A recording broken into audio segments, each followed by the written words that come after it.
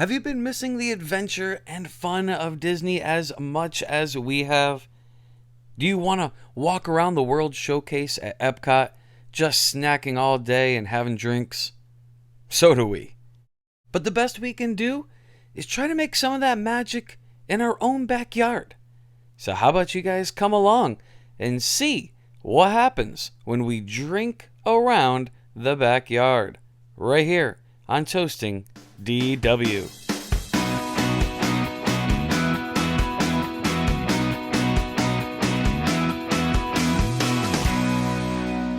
Well, no trip to Disney, real or fake, would be complete without your ticket scanner.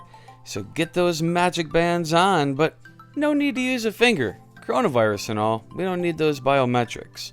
So we scan ourselves into the backyard and make our way to the first country going counterclockwise, which is Canada. Complete with some styrofoam flowers to make the Victoria Garden space, our Canadian pavilion has some rocky mountains and even a waterfall, plus a character meet with Lumberjack Chip and Dale. But it also has drinks, and we went with Attribution Peach IPA, which in fact is at the real Canada Pavilion. If you haven't seen our video of the trip to the real Canada Pavilion, I'll put the link up at the top of the screen. But this sweet, not overly peachy, mild hoppy IPA comes in at just 50 IBUs. And there is no way I was going to make Canada in the backyard without some poutine. Take our French fries, cheese, curd, and gravy over to our KidCot area, so that way the kids can have a table surface, but also to be able to do their colorings, as we will be doing one for every country. Before we head on to the next pavilion though, it's time for the kids to go over and get their photos taken with the Disney characters. A must if you're going to be recreating Disney. It's time for us to move on into the United Kingdom, which is going to again have character greets and even homemade decorations. But if we're talking about drinks, as we need to, we're going to have some Old Speckled Hen, an ale out of Bury St. Edmunds in Suffolk, England. At 5.2% ABV, this creamy ale has wonderful flavors of caramel and toffee.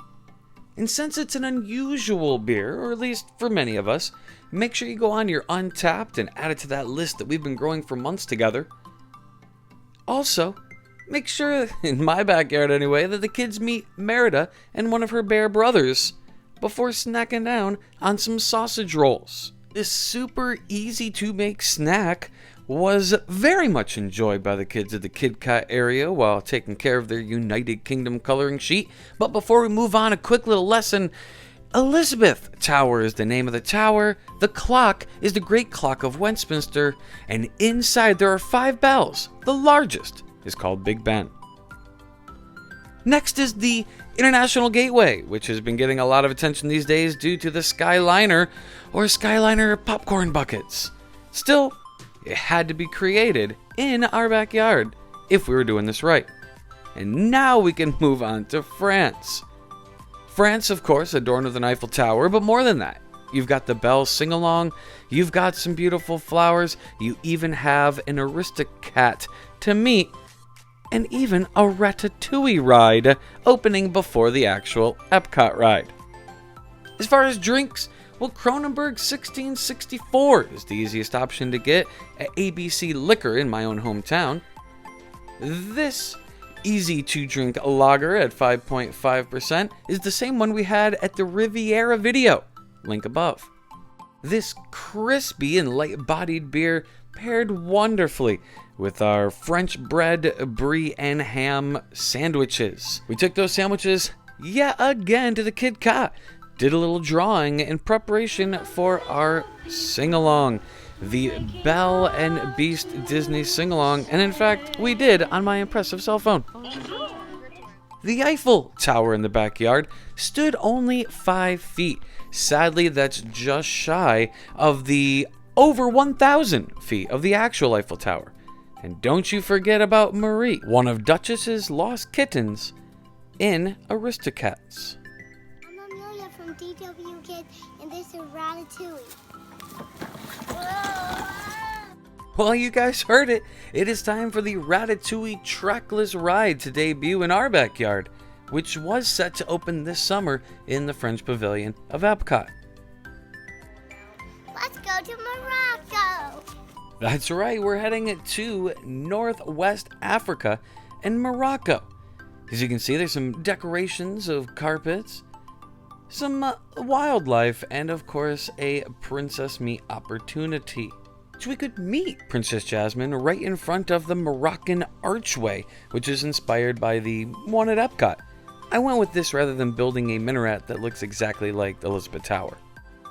Beer was a little difficult to get our hands on from Morocco, so I actually went with Reserva Especial 1906 from Spain. Now, if you're thinking that's just not going to happen, well, they are neighbors, and I was probably going to find a Spanish beer before an Algerian beer. This 6.5% red lager was actually pretty good. It paired quite well with the food, and I wanted to make sure I checked in real fast, so go ahead and do that, and then I could eat down on my hummus and pita, which, yum. Now the kids were able to do a little flying carpet ride. I know that's a backyard Epcot only, but come on, they're having a great time. And even the adults got in on the flying carpet, at least the adult version of that flying carpet, which was significantly more relaxing. So Morocco, not a bad place at all. Got to see Princess Jasmine, one of my kids' favorites, and it is time for us to move on to our final location in video 1, Japan. Complete with a homemade torii, a traditional Japanese gate found commonly at entrances of Shinto shrines. A part of this pavilion has a little argument about it. These, in fact, are not sum-sums or sum-sums, which is kind of close. I was actually told in the Japanese pavilion by someone from Japan, they are, and I'm sorry about my pronunciation, suma-suma. Food for thought. Speaking of food and beer, it's time for Sapporo Premium Lager. You've always wondered what Sapporo tastes like. Have a Bud Light, and now you know. As far as food, we had to go the sushi route because who can resist? So the girls wanted to head on over and meet themselves a Minnie Mouse, get their pictures taken, and what a bunch of goops.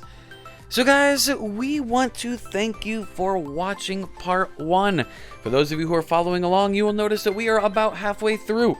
We are not going to do the American Pavilion because, quite frankly, we live in America, and we don't want to recreate that because it's already created.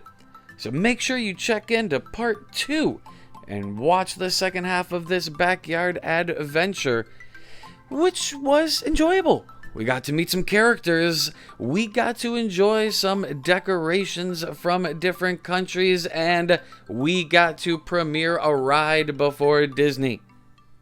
The adults got to drink some darn good beer, and the kids got to have some fun while being socially distant with our family. Thanks for watching, guys. Make sure you check in the second episode, subscribe, hit that alert bell so that way you know when part 2 drops. Stay safe, guys. I can't wait to see you back at the parks. But until then, remember to be toasting DW.